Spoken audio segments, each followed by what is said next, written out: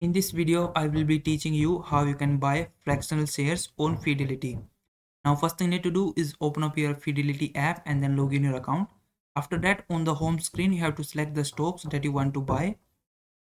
Once you have selected the stock, you need to click on this buy button from the bottom of your screen.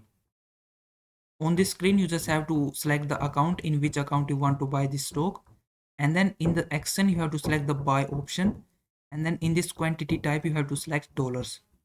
And once you select the dollars, you can enter the amount how much you want to buy in your local currency. So you can enter any amount such as $1, $5, $20, and it will automatically convert it into fractional shares. So enter amount here and then select your order type and then click on this preview order button at the bottom of your screen. Then on the screen it will ask you to confirm these details. So be make sure to check that you have selected the right account and enter the right amount, and then click on place order button. And once you do that, your fractional share will be purchased.